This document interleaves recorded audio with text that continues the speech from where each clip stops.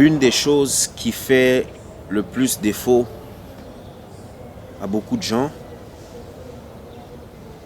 c'est de ne pas comprendre le message derrière les situations.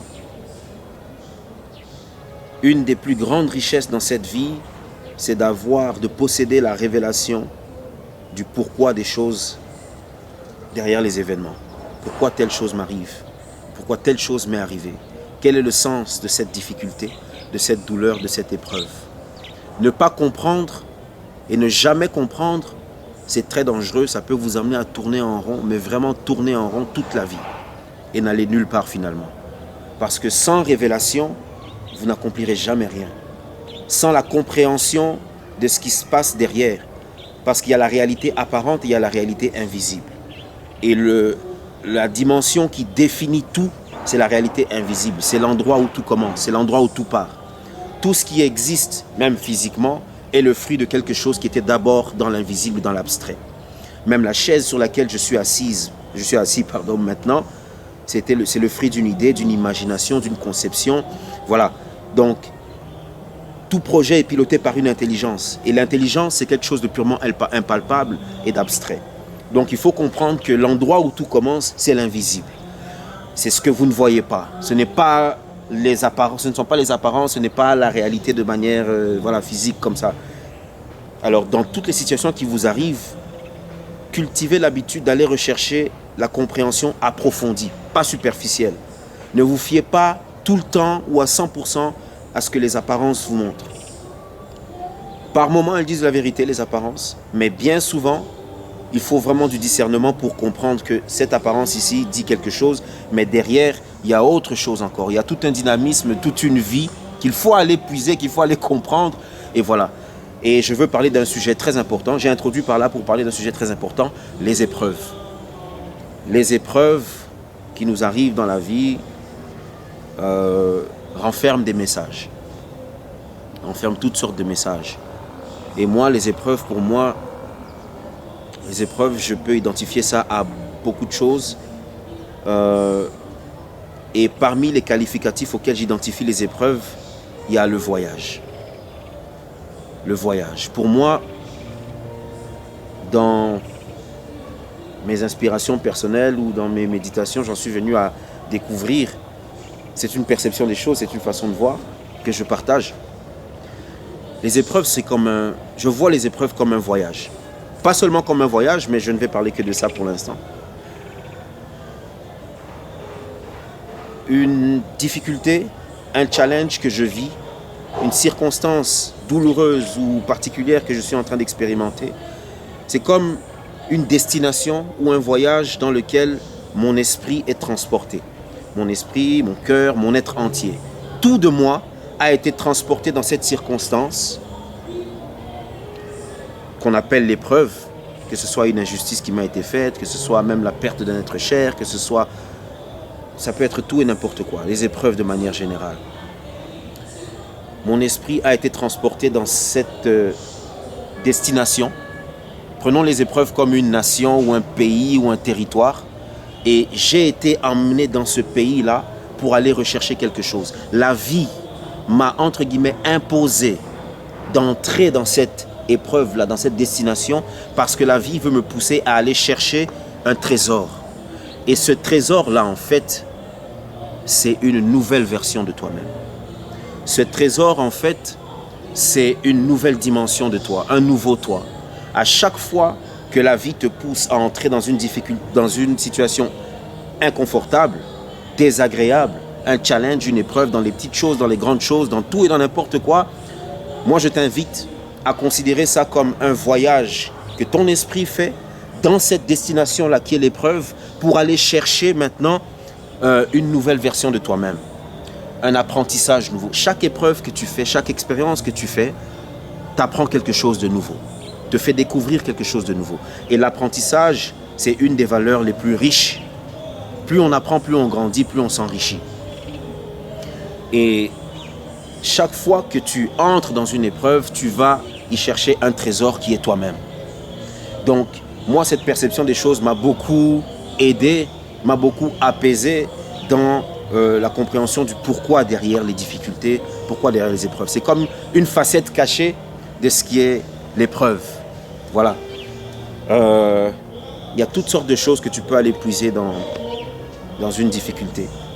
Tu peux apprendre de nouvelles choses sur toi-même, tu peux apprendre de nouvelles choses sur la vie de manière générale, tu peux recevoir de nouvelles inspirations, tu peux acquérir de nouvelles compétences.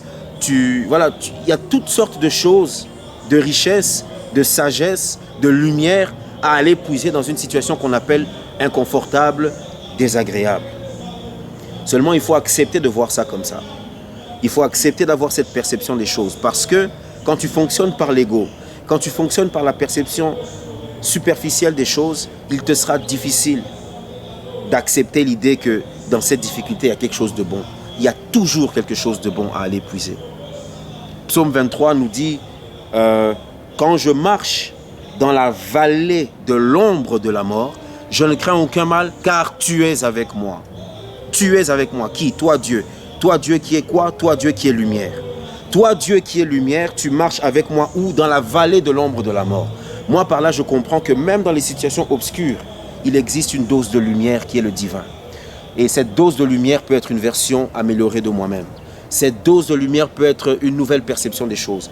Cette dose de lumière peut être une nouvelle expérience qui va enrichir mon bagage, mon histoire, qui va me construire, qui va me développer. Cette dose de lumière, il y a toujours quelque chose à aller puiser dans une situation qu'on appelle obscure, ténébreuse, difficile, etc. Il est écrit dans la Bible, par exemple, l'Éternel est un secours qui ne manque jamais dans la détresse. Un secours qui ne manque jamais dans la détresse. Si on prend le secours, le concept du secours comme une valeur positive, et si on prend la détresse comme une valeur négative, alors il y a beaucoup de choses qu'on peut extrapoler par là. Déjà, on ne peut secourir qu'une personne qui est en détresse. Le secours n'a de sens qu'en face d'une situation chaotique, d'une situation de détresse, de difficulté, de danger, voilà, quand il y a un péril quelque part. Donc pour que cette valeur positive, le secours, ait un sens ou se manifeste, où on puisse l'expérimenter, il faut absolument que cette valeur négative-là existe. Il y a de ces valeurs positives qu'on ne peut aller chercher, qu'on ne peut expérimenter que dans le contexte d'une valeur négative. Il faut que je sois en détresse pour que je sois secouru. Celui qui n'a pas de problème, il va être secouru par rapport à quoi? Celui qui n'est pas en détresse va être secouru par rapport à quoi? Or, expérimenter le secours est une facette de qui est Dieu. Et donc faire cette expérience du secours, c'est découvrir une nouvelle facette de qui est Dieu. Donc, c'est recevoir une connaissance nouvelle par rapport à lui, et donc expérimenter quelque chose de nouveau dans ta relation avec lui. Le percevoir d'une nouvelle manière enrichit toujours ta relation avec lui, enrichit toujours ta foi, t'emmène toujours dans un meilleur état des choses. Il y a un sens au fait de vivre la détresse. Mais si tu te concentres uniquement sur la détresse, sur le problème, avec le langage pessimiste, avec la perception négative des choses, tu ne pourras pas percevoir le fait que derrière ça, il y a sûrement une valeur positive à aller tirer, à aller chercher. Dans tout ce que tu vis comme épreuve, comme difficulté, tu y entres comme dans une destination, comme dans une terre inconnue pour aller chercher. C'est à toi de chercher. C'est à toi de chercher. Il est encore écrit, la gloire de Dieu, c'est de cacher les choses. La gloire des rois, c'est de sonder les choses. Nous, les hommes, sommes appelés à sonder, à percer, à découvrir, à comprendre dans la profondeur quel est le message derrière. Mais comprendre par nous-mêmes est quelque chose de difficile parce que notre intelligence est souvent brouillée, notre intelligence est obscurcie, notre jugement est obscurci. Donc la compréhension des choses qui sont cachées, des valeurs divines cachées, c'est toujours par l'Esprit de Dieu. C'est par l'Esprit de révélation, par le Saint-Esprit que nous parvenons à comprendre le sens caché, la signification de telle douleur, de telle difficulté, de telle situation. Et une fois que tu comprends, une fois que tu as acquis la valeur nouvelle, une fois que tu as pu acquérir la nouvelle version de toi-même, alors tu es en mesure maintenant de sortir de là. La raison d'être de cette épreuve, c'était que tu ailles chercher un nouveau toi. Maintenant, quand tu as réussi à acquérir ce nouveau toi, l'épreuve disparaîtra.